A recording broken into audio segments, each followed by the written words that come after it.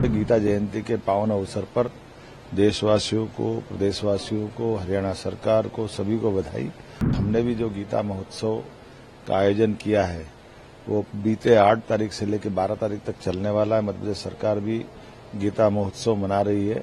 राजस्थान, मध्य प्रदेश तो एक तरह से सगे भाई की तरह है। दोनों एक ही जैसे कल्चर में अपनी सारी आबादी को समेटे हुए हमारे अपने उनके दोनों राज्यों के निवासियों के बहुत गहरे संबंध हैं। मुझे इस बात की प्रसन्नता है कि गीता महोत्सव अंतर्राष्ट्रीय स्तर पर भारत में मनाया जा रहा है और हरियाणा सरकार आज अपने इस आयोजन में बड़ी महती भूमिका रखते हुए हमारे सभी परम पूज्य संत वृंद के साथ उस आयोजन में मैं भी शामिल हो रहा हूं। कुरुक्षेत्र वो स्थान है जहां भगवान ने 5000 साल पहले कौरव पांडवों के बीच अर्जुन को कर्मवाद की शिक्षा देकर के पवित्र गीता का एक तरह से अवतरण हुआ था। भगवान श्री कृष्ण द्वारा जिस प्रकार से वो अपनी बात कही गई वो आज भी समसामयिक है। हमारे सामने उदाहरण है, लोकमान्य बाल गंगाधर तिलक ने कर्मवाद की शिक्षा को लेकर के जो पुस्तक की रचना की है, जिसके माध्यम से हमारे सभी क्रांतिकारी शहीद भगत सिंह, चंद्रशेखर आजाद, राजगुरु, ये लोकमान्य बाल गंगाधर तिलक की उस व्याख्या को अपने साथ रखकर उस पुस्तक से प्रेरणा लेकर के देश की आजादी के लिए संघर्ष करते रहे हैं। अपने जीवन का रहस्य समझते हुए जिस प्रकार से पवित्र भाव से भगवान कृष्ण ने अपनी बात समझाई है वो सबके लिए पाथेय के रूप में है।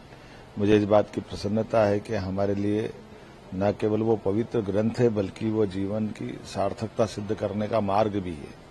मेरी अपनी ओर से गीता जयंती के पावन अवसर पर देशवासियों को, प्रदेशवासियों को, हरियाणा सरकार को, सभी को बधाई। उम्मीद कर रहा हूं कि हमने भी जो गीता महोत्सव का आयोजन किया है वो बीते 8 तारीख से लेकर 12 तारीख तक चलने वाला है। मध्य प्रदेश सरकार भी गीता महोत्सव मना रही है और उसके विविध प्रकार के आयोजन लगातार चल रहे हैं।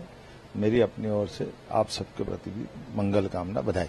यशस्वी प्रधानमंत्री श्रीमान नरेंद्र मोदी जी के नेतृत्व में सभी राज्यों ने अलग अलग औद्योगिक निवेश के दृष्टि से जो कदम बढ़ाए, मैं बधाई देना चाहूंगा माननीय राजस्थान के मुख्यमंत्री श्रीमान भजनलाल जी शर्मा को, जिन्होंने 9, 10, 11 3 दिन की राजस्थान में इन्वेस्टमेंट के लिए अंतर्राष्ट्रीय स्तर की कॉन्फ्रेंस का आयोजन किया है। इस अवसर पर हमारे यशस्वी प्रधानमंत्री वहां मौजूद रहने वाले हैं। राजस्थान, मध्य प्रदेश तो एक तरह से सगे भाई की तरह है। दोनों एक ही जैसे कल्चर में अपनी सारी आबादी को समेटे हुए हमारे अपने उनके दोनों राज्यों के निवासियों के बहुत गहरे संबंध हैं। ऐसे में प्रधानमंत्री के द्वारा वहां पहुंचना और उद्योगपतियों को निवेश के लिए प्रोत्साहन देना मेरी अपनी ओर से इस पूरे आयोजन के लिए शुभकामना है। यशस्वी प्रधानमंत्री श्रीमान नरेंद्र मोदी जी के नेतृत्व में जब भारत दुनिया की तीसरी आर्थिक महाशक्ति बनने जाएगा तो ऐसे में सभी राज्यों को समान रूप से काम करने की जरूरत है। हमने भी अपने संभाग की रीजनल कॉन्क्लेव करते करते जनवरी में शहडोल संभाग की कॉन्क्लेव करने के बाद फरवरी में इंटरनेशनल लेवल की कॉन्क्लेव हमारे भोपाल में भी होने वाली है। हम सब मिलकर के भारत की प्रगति में यथायोग्य सहभाग कर रहे हैं। मेरी अपनी ओर से यशस्वी प्रधानमंत्री के लिए हमारे मार्गदर्शन करने के लिए आभार भी और राजस्थान सरकार को बधाई भी।